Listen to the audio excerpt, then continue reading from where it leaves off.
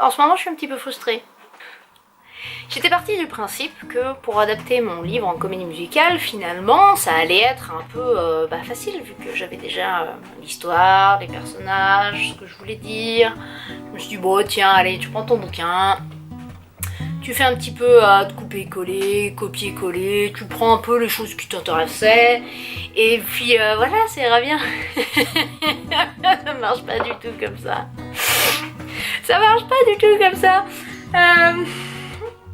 Donc là en ce moment je suis un petit peu énervée, agacée, déprimée, contrariée, crispée, frustrée, hein, parce que j'ai passé 3 semaines et j'ai rien écrit. Et ça c'est dur. Et ça c'est dur, chacha. Et donc en fait comme j'avais pas envie de passer mon temps à me taper la tête contre mon clavier d'ordinateur, ce que j'ai fait c'est que je suis allée marcher parce qu'en fait il fait beau. Donc ça c'est bien. C'est déjà une bonne chose qu'il fasse beau. En fait, qu'est-ce que j'ai fait? J'ai fait une petite introspection et j'ai regardé au plus profond de moi. Et j'ai essayé de définir d'où venait le blocage. Et j'ai réussi à trouver deux rouages un peu grippés. Il y en a un que je qualifierais de technique et l'autre d'émotionnel. On va commencer par le technique. En fait, comme je vous l'ai dit, je m'attendais à ce que l'écriture du théâtre soit facile au début. Parce que j'avais déjà tout, donc j'avais vraiment tout. J'ai tout. Et en fait, le problème, c'est que j'avais pas pris en compte que j'aime pas du tout faire 2 fois la même chose.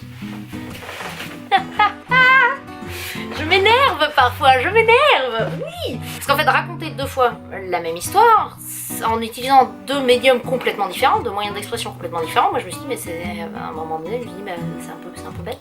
Je me suis rendu compte de ça. Et puis ensuite, je me suis rendu compte aussi que j'avais commencé déjà à faire un genre de coupé-collé du roman avec voilà, cette scène-là, ça va être là, et j'avais gardé en quelque sorte la structure et la plupart des dialogues que j'avais. Et en commençant à regarder, à jouer avec ça dans ma tête et à réfléchir, je me suis rendu compte que ça risquait de ressembler à un genre de monstre de Frankenstein. Un peu un truc tout rapiécé de partout, qu'on a essayé de faire tenir parce que tu comprends, il fallait que je le fasse tenir. Donc de loin ça fait illusion, mais de près ça me plaisait pas du tout. Et je me suis dit que quitte à prendre du temps, quitte à passer du temps à créer quelque chose, autant que ce soit quelque chose de complexe, de cohérent, de nouveau ou d'original quoi. Et enfin, j'ai pris conscience que j'envisageais aussi mon écriture sous un mauvais angle finalement. C'est-à-dire que je me suis dit, tiens, je vais déjà écrire tout le théâtre, et après j'écrirai les chansons. Et en fait, ça marche pas. Non. Ça marche pas parce qu'en fait, là moi je me suis dit, mais cornichonne. Je me suis dit, cornichonne. C'est pourtant que théâtre et chant c'est intrinsèquement lié, tu vois, dans une comédie musicale. Et donc pourquoi est-ce que tu séparais la création des deux, hein? Et je me suis dit, écoute, t'es bien gentil, mais bon, c'est la première fois que je fais les deux en même temps, hein, que ce que j'ai déjà fait avant, j'ai déjà écrit du théâtre, mais j'avais pas fait la musique. Et donc voilà, et que c'est comme ça qu'on apprend, on teste, on regarde si ça marche, et si ça marche pas, et on corrige, voilà. Donc ce que je fais, c'est là que je vais repartir de zéro avec une nouvelle structure où en fait, certes je vais couper des choses, je vais pas garder des choses, ou alors je vais les dire de manière complètement différente. Et je vais peut-être agencer les événements d'une manière différente aussi, d'une manière autre. Et surtout, la chose la plus importante que je vais faire, c'est qu'il faut que je redéfinisse maintenant ce que je veux dire et comment je veux le dire. Et ça, voilà, c'était un travail que j'avais fait une première fois pour le roman, ce que je voulais dire, comment je voulais le dire, comment je voulais faire passer des messages. Et je me rends compte que là, entre-temps, j'ai changé encore, j'ai grandi, il y a des choses que j'ai envie de dire, il y a d'autres choses aussi que j'ai envie de mettre en avant. Il y a d'autres choses sur lesquelles j'ai réfléchi depuis, où je vais nuancer mes propos. Et donc voilà, et donc ensuite, il va falloir que je définisse comment je veux le dire. Est-ce que je veux le dire en dialogue? Est-ce que je veux le dire en musique? Est-ce que je veux le dire en chanson? Est-ce que je veux le dire en danse? Ça va me prendre du temps. Ça va me prendre du temps. Et donc aussi je vais arrêter de me mettre trop la pression au niveau du planning, parce que là évidemment je vais avoir beaucoup de retard par rapport à mon planning original, mais je pense que de toute façon ce sera pour un meilleur résultat, ce que j'espère, parce que bon là je vais vraiment avoir beaucoup de boulot, donc voilà, patience, courage, persistance. Donc ça c'était pour le blocage structurel, hein, le blocage un petit peu technique. Et en fait aussi là ces 3 dernières semaines j'ai eu un petit blocage émotionnel. Je parle d'une chose très sympa qui s'appelle le doute. Qui s'appelle aussi peut-être l'angoisse de la page blanche parce que c'est dedans. Le doute on connaît, le doute c'est utile, c'est toujours utile de douter, hein. Ça permet de se poser les bonnes questions, d'avancer de manière pertinente. C'est utile le doute, quand on réussit à passer la phase du lapin pris dans les phares d'une voiture. Tu sais, voilà, c'est une grosse phase de sidération qui est vraiment désagréable. Et en fait là j'ai eu du mal à sortir de cette petite phase de doute parce que évidemment c'est des moments où en fait on se pose des questions, c'est bien, mais quand on se pose trop de questions ça bloque. Donc c'est à dire qu'est-ce que je disais, ah oui j'avais des pensées complètement stupides du genre ce que j'écris c'est pas bon, ça n'intéressera personne, qu'est-ce que ça intéresse personne, ce que je fais ça ne sert à rien, hein, c'est inutile, jouer les classiques comme je vais pas y arriver, je ferais mieux de vendre des yaourts, qui suis-je donc pour avoir la prétention d'écrire des choses, de créer des choses, je suis pas... Voilà, qui suis-je pour me dire « Ah, j'ai envie d'être une artiste avec les poneys et tout ça ». Je suis pas qualifiée pour ça, voilà, tout ce syndrome de l'imposteur qui est épuisant, hein, qui est épuisant. Et en fait, ça...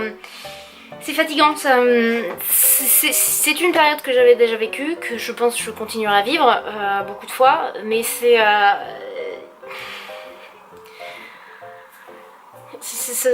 pas bon pour la tête. Donc qu'est-ce que j'ai fait pour en sortir? Alors bon, on en sort, mais toujours jusqu'au moment où on plongera un peu dedans, hein, le doute. J'ai parlé à mes proches, j'ai parlé à ma famille, j'ai parlé à mes amis, je leur en ai parlé. Et en fait, bah, ils sont tous, j'ai beaucoup de chance, ils sont tous d'un soutien absolument inaltérable et ils m'ont tous encouragé à continuer. Et donc j'ai entendu des phrases telles que ah bah écoute je serai la première personne à acheter mes billets pour ta comédie musicale, qu'elle soit en France ou à Londres ou à New York, tout. Je suis vachement admirative de ce que tu fais, c'est quand même vachement impressionnant que tu prennes autant de risques, que tu fasses ça, c'est super. La confiance du tu vas nous pondre un spectacle de ma boule, ça va être trop dingue. Que je lis pas beaucoup, moi j'aime pas trop lire, mais en fait ton bouquin c'est fou, j'ai pas pu le lâcher quoi, j'ai été obligée de le finir, je l'ai lu d'une traite, j'avais un rendez-vous chez le médecin après, j'ai failli le louper, enfin c'est quand même vachement sympa. J'en ai parlé à tous mes amis, je te fais une pub monstre. Ah tiens, j'ai quelques amis qui sont anglophones aussi, quand est-ce que tu fais traduire en anglais, alors quand je trouve un traducteur là pour le coup, sur les vidéos, c'est vachement bien tes vidéos, c'est chouette que tu parles de ton processus créatif parce que bah on sait pas comment ça se passe, voilà, et c'est aussi une grosse prise de risque parce que bah ça t'oblige un peu à faire ce que tu dis faire, ouais voilà, c'est ça aussi le doute, c'est un petit peu lié à ça aussi parfois, la trouille évidemment. Donc voilà, donc toutes ces choses-là, ça m'a fait extrêmement chaud au cœur et ça... Bah voilà, je me suis dit que que je faisais ça pour quelque chose quoi, donc ça m'a donné envie de m'accrocher.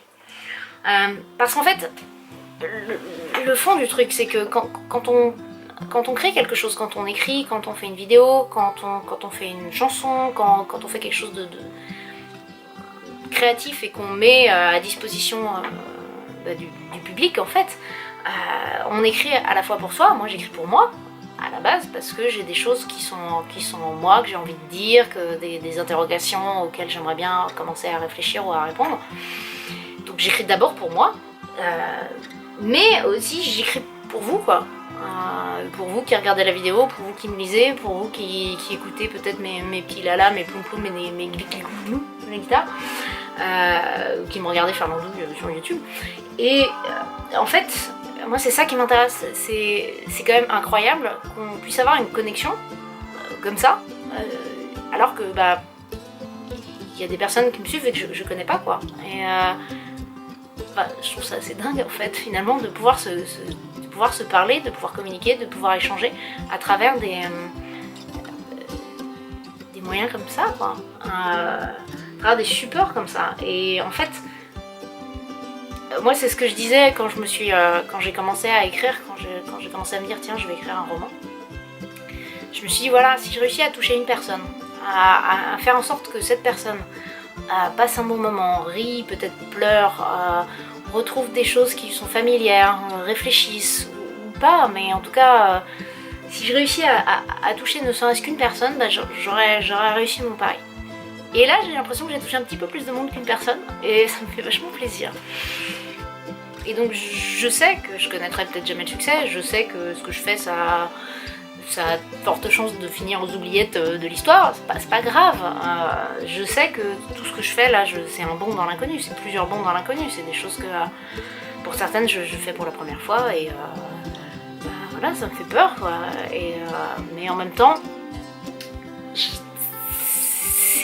moi je me vois pas faire autre chose en fait. Faire autre chose pour moi, ça n'a absolument aucun sens. Et en fait, je sais que j'aurais surmonté plein d'autres périodes de doute au fur et à mesure. Mais je sais que vous serez là, tous pour me dire bah tiens, continue. Oui, alors là t'en fais pas, c'est normal, ça va passer. Là, regarde ça, c'était vachement bien. Bon, ça c'était peut-être un peu moins bien, mais on s'en fout, tu feras mieux après, etc. Enfin, je sais que vous serez là. Et j'avoue que ça me donne beaucoup de force et de courage pour continuer. Donc, merci. Merci. Merci d'être là, parce que c'est beaucoup pour vous que je fais tout ça, et ça me fait plaisir que vous soyez là. À bientôt.